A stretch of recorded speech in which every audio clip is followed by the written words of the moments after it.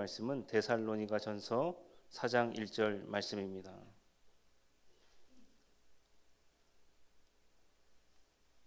제가 봉독하도록 하겠습니다. 그러므로 형제들아 우리가 끝으로 주 예수 안에서 너희에게 구하고 권면하노니 너희가 마땅히 어떻게 행하며 하나님을 기쁘시게 할 수 있는지를 우리에게 배웠으니 곧 너희가 행하는 바라 더욱 많이 힘쓰라. 아멘. 할렐루야. 우리 옆 사람과 함께 평화 인사 나누도록 하겠습니다. 주님 평화 빕니다. 평화를 빕니다. 말씀 나누도록 하겠습니다. 데살로니가 전서는 바울 사도가 데살로니가 교회에게 보냈던 첫 번째 편지를 의미합니다. 사도 바울이 여러 가지 편지를 썼는데요.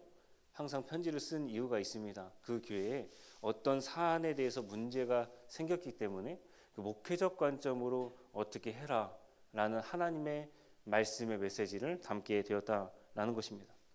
데살로니가 교회의 상황은 이렇습니다. 잘못된 종말론, 시한부 종말론 그런 것들이 있었다라는 것이죠.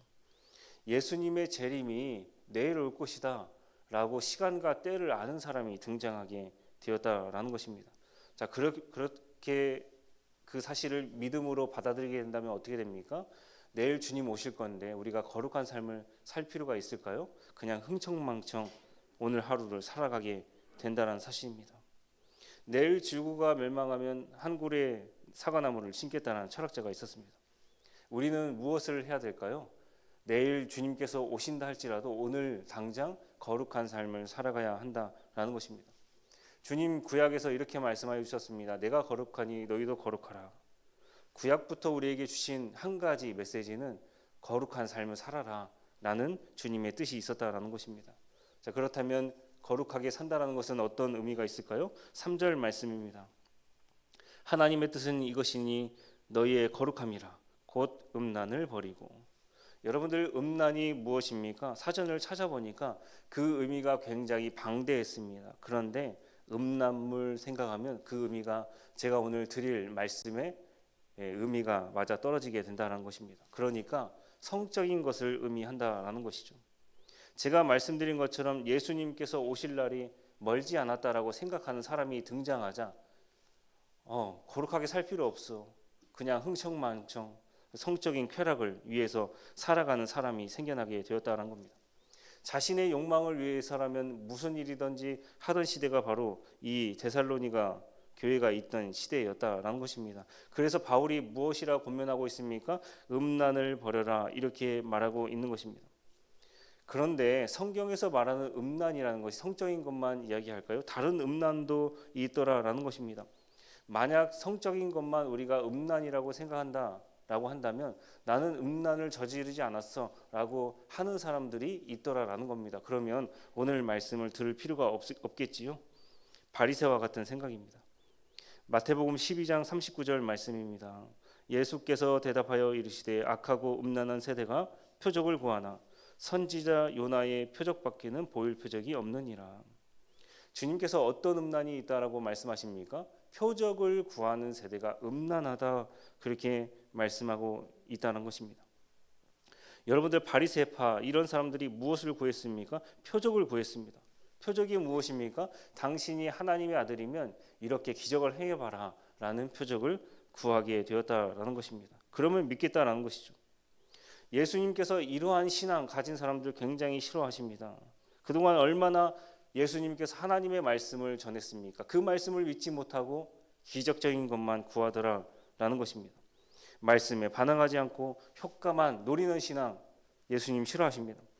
하나님 말씀에 귀를 기울이고 마음판에 새기지 않고 그저 내 귀에 들리는 대로 감미로운 이야기만 듣는 것 그런 사람들 싫어하십니다.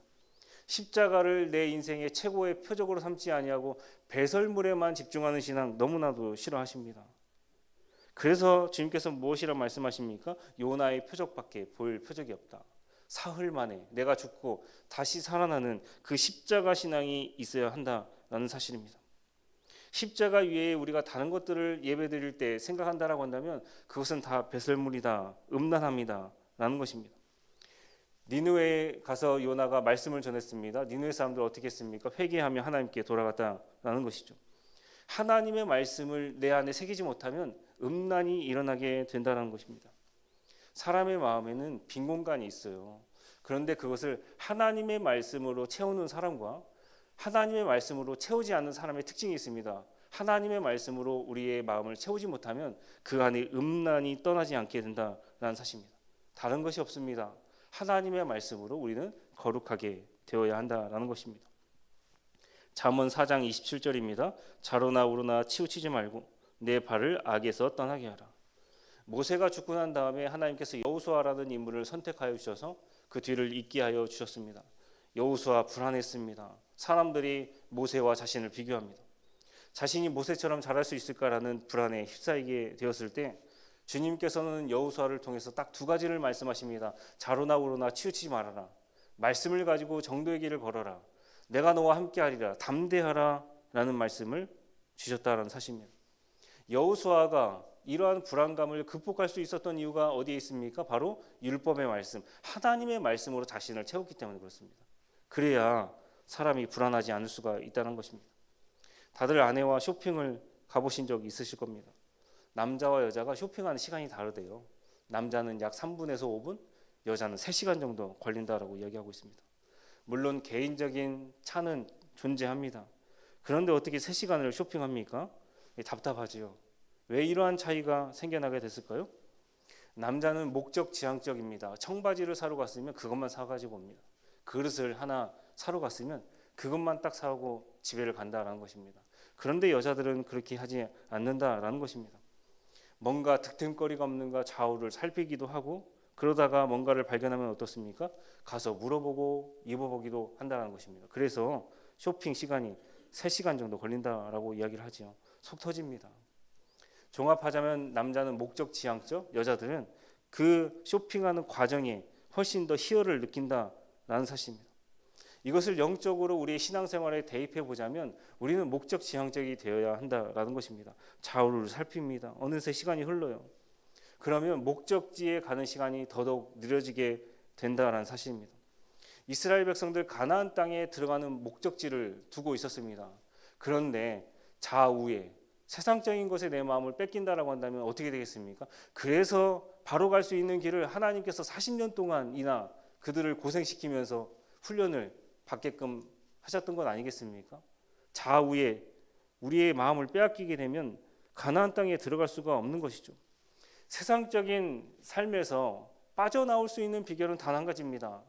하나님의 말씀을 우리 안에 채워야 한다는 것이죠.